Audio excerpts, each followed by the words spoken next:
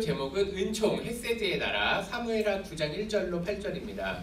예수를 믿는 사람과 믿지 않는 사람의 차이점은 무엇인가요? 라고 물어본다면 뭐라고 대답하실래요? 뭐 교회를 나오는 것, 뭐 여러 가지 주의를 섬기는 것 등 여러 가지가 있겠죠. 그러면서 저는 이런 질문을 해보겠습니다. 진정 그리스도인들에게 필요한 덕목, 뭐 윤리라고 표현하는 것보다 개인의 덕목은 무엇인지 오늘 설교를 통해서 한번 알아봐 보고자 합니다. 지난주에 우리는 마태복음 18장에 있는 말씀을 보았어요. 베드로가 내게 죄를 어떤 사람이 형제가 나에게 죄를 범하면 내가 얼만큼 용서해 주어야 됩니까? 라고 하는 질문에 예수님께서는 하루에 7번 이름 490번 하라는 얘기예요. 그냥 최소 500번 해라. 이게 무슨 얘기예요? 용서를 끝까지 해보라고 얘기하는 거예요. 그러면서 예수님께서 하나의 얘기를 해주시는 게 뭐냐면 이런 얘기예요. 어떤 사람이 10,000달란트를 빚졌다고 합니다. 그런데 10,000달란트가 어느 정도냐라고 지난주에 우리가 한 16년에서 20년 정도의 연봉이 1달란트예요. 거기에 곱하기 만을 하면 돼요. 그걸 빚진 사람이에요. 그런데 이 사람이 이 빚진 걸 임금에게 용서받았어요. 그러니까 이 사람은 자기가 절대로 갚을 수 없는 그 빚을 용서받은 거야. 탕감을 받은 거예요. 그런데 그가 문 밖에 나가자마자 자기에게 돈 빌린 사람을 만나게 돼요. 그 사람이 자기에게 빚진 거는요. 몇 년이 아닙니다. 약 3개월치의 월급 정도에 해당되는 100데나리온을 빚진 거예요. 그런데 이 사람은 그 100데나리온 자기에게 빚진 사람을 용서하는 것도 아니고 도리어 엄청나게 뭐라고 합니다. 이 사건에 대해서 탕감해줬던 주인이 그 종을 다시 불러드립니다. 35절에 보니까 너희가 각각 마음으로부터 형제를 용서하지 아니하면 나의 하늘 아버지께서도 너희에게 이와 같이 하시리라고 되어 있습니다. 우리가 생각하기에 오늘 설교 제목은요. 은총, 헤세드라고 하는 단어가 있는데 이게 은총을 베풀었다. 이게 도대체 무엇일까? 마태복음 18장에 의하면 이거는요. 용서받은 자가 다른 사람을 용서하는 게 은총이에요. 그런데 실상 수많은 그리스도인들이 하나님 아버지로부터 죄에 대한 용서를 받았음에도 불구하고 이 땅을 살아갈 때에 은총을 베풀지 않거나 혹은 용서를 베풀지 않는다 라고 하는 것이 마태복음 18장에 등장하는 거죠. 이러한 성경의 말씀으로부터 우리의 얘기로 좀 돌아보겠습니다. 혹시 우리는 이러한 은총 베푸는 것에 대해서 혹은 용서를 베푸는 것에 대해서 어떠한 생각, 어떠한 실천을 하고 있는지 좀 물어보게 됩니다. 오늘 읽었던 사무엘하 9장에 등장하는 다윗의 얘기로 한번 가보겠습니다. 다윗은 도대체 어떻게 했는지에 대한 이야기입니다. 다윗은 어느 날 자신의 종들에게 이렇게 질문을 합니다. 사울의 집에 아직 남아있는 사람이 있느냐? 하면서 사람을 찾습니다. 그런데 이 한 절, 사무엘하 9장 1절을 가지고 어떤 사람은 이렇게 해석을 해요. 다윗이 사울의 집을 찾는 게 어떤 거냐면 원수의 진영에서 사랑할 만한 존재를 찾는다는 거예요. 왜냐하면 다윗은 사울의 왕권을 사람들이 보기에 빼앗아 왔다고 생각했기 때문에 그래요. 자신과 대척점에 있었던 사울의 집안 사람을 찾는 것은 잠재적인 반란자가 되거나 잠재적인 경쟁자, 즉 이런 정말 숨어져 있는 적수를 찾는 거나 마찬가지라는 거예요. 그런데 이러한 의견도 나름 의미가 있다고 생각을 하지만 일리가 있어요. 그런데 진짜 다윗의 마음은 어땠을까? 도리어 성경 본문은 다윗이 자신이 받은 그 요나단에게 받았던 헤세드, 그 은총으로 인해서 그걸 갚고자 했다고 합니다. 은총, 헤세드에 대해서 한번 알아보도록 하겠습니다. 헤세드라고 하는 히브리어예요. 예를 들면 돋보기도 그렇고 다이아몬드도 그렇고 햇빛에 쫙 비치게 되면 그 빛이 되게 다양하잖아요. 오늘 등장한 단어 이 헤세드가 바로 그런 단어예요. 아주 여러 가지 의미로 번역을 하거나 여러 가지 큰 뜻을 포함하고 있어요.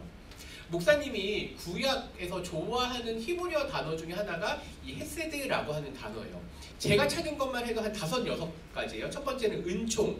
오늘 읽었던 본문을 은총이라고도 번역을 하고 혹은 사랑, 혹은 변함없는 사랑, 혹은 언약적인 사랑, 충성스러운 사랑, 정의로운 것 등 이러한 여러 가지로 번역되는 게 헤세드예요.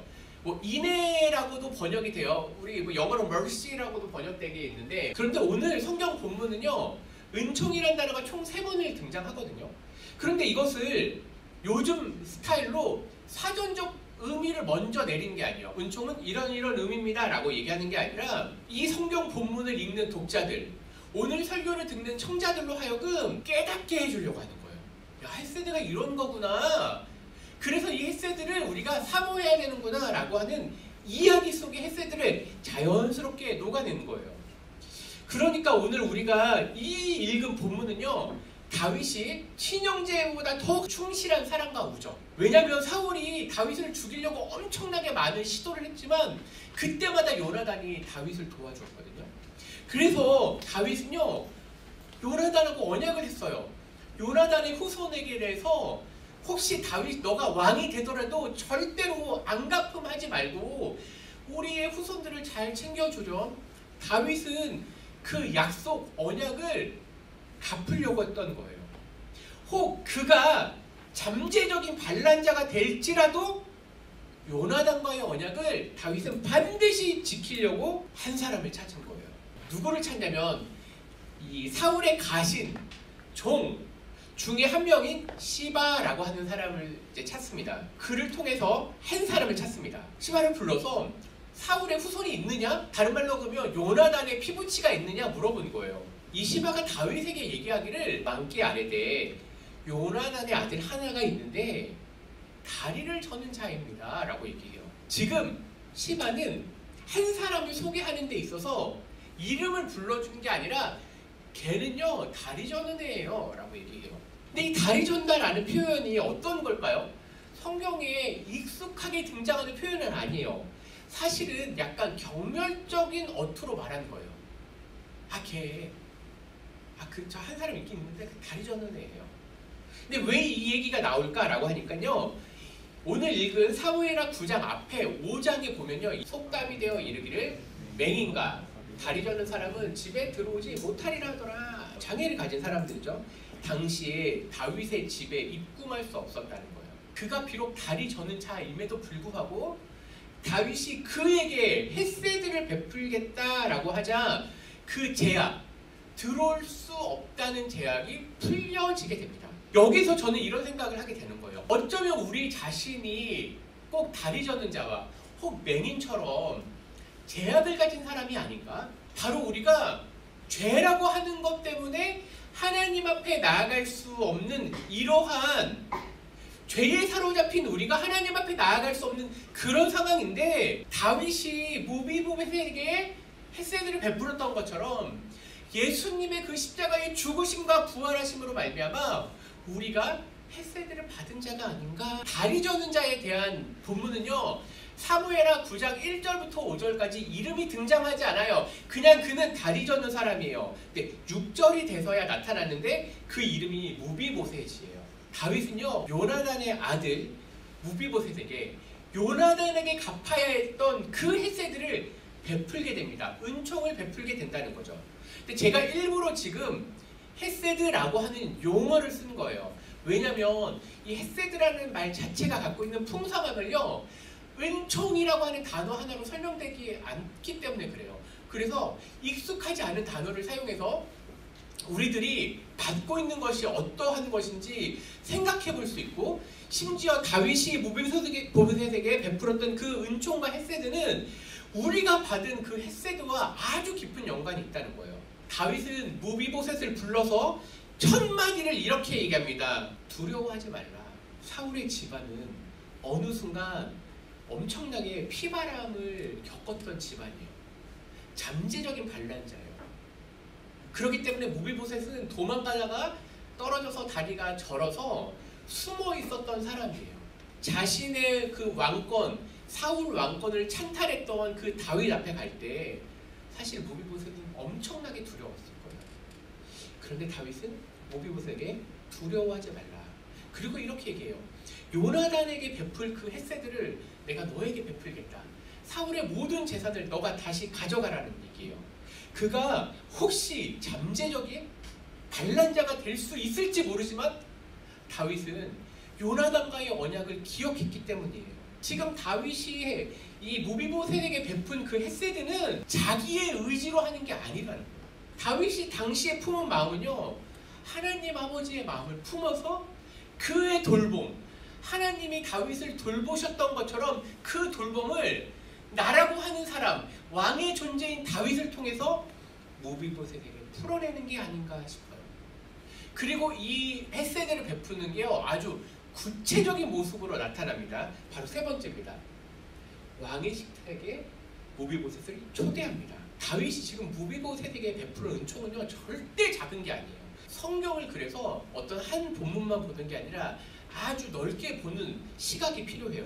즉 왕의 식탁에 초대받는다는 게 어떤 의미인가, 저는 몇 가지 구절을 찾아보겠습니다. 출애굽기 24장 9절에서 11절에 보니까 모세와 아론과 나답과 아비후와 이스라엘 장로 70인이 시내산에 올라갑니다. 왜냐하면 19장에 도착을 해서 언약을 맺고 20장부터 십계명이 등장을 하죠. 그리고 그 언약식이 다 끝난 이유가 24장이에요. 근데 그때 하나님께서 모세와 당시 이스라엘의 리더들을 불러내는 거예요. 심지어 나답과 아비후는 나중에 죽게 되잖아요. 근데 그들도 리더였기 때문에 불러냅니다. 그러면서 이스라엘의 하나님을 보니 그의 발 아래는 청홍을 편듯하고 하늘같이 청명하더라.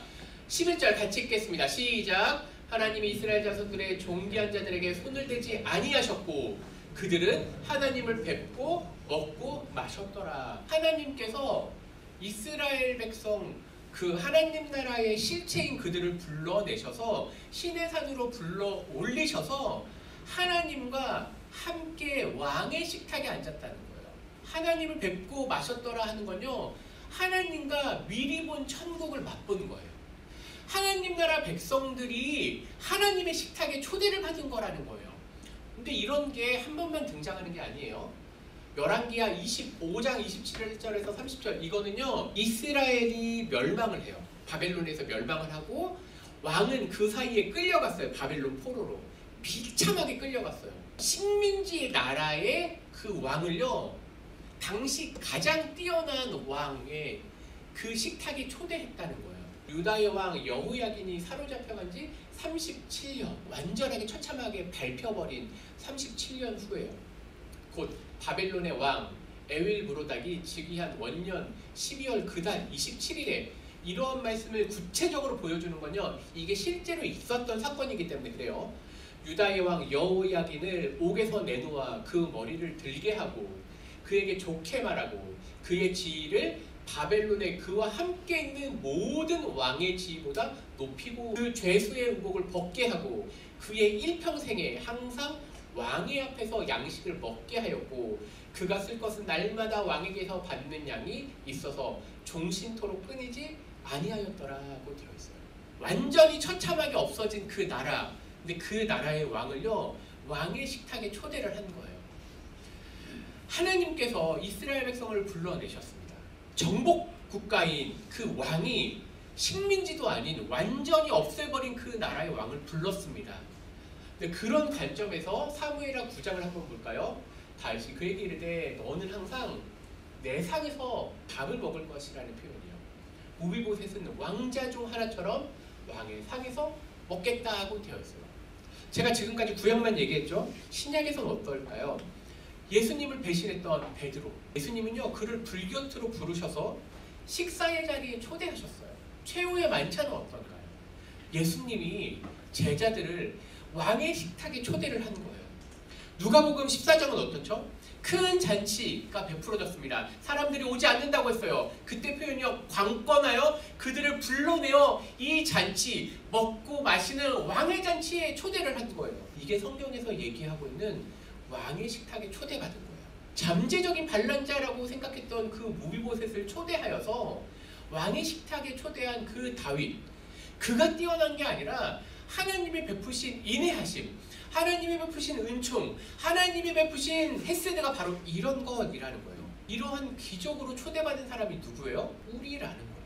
이런 질문을 하겠습니다. 은총을 받은 사람인가? 에서 멈출 것인지, 혹은 나는 은총을 받았음에도 불구하고 은총을 베푸는 사람으로 나아갈 것인지. 어떤 사람이 이런 얘기를 합니다. 성공했을 때 어떤 사람은 그 성공을 지키기 위해서, 즉 그 은총, 은혜를 자신의 테두리 안에서 지키기 위해서 모든 힘과 자원을 이용해요. 자신이 받았던 성공을 다른 사람들과 나누기 위해서 힘과 자원을 사용한다고 얘기해요. 나는 은총을 받은 것에서 끝나는 것인가? 거기서 멈출 것인가? 아니면 내가 받은 은총을 다른 사람에게 흘러나가게 넘치게 할 것인가? 라고 하는 질문이에요. 만약 그리스도인이라면, 내가 예수님을 믿는다면 이 놀라운 은총은 멈춰지는 게 아니라 넘쳐나야 돼요.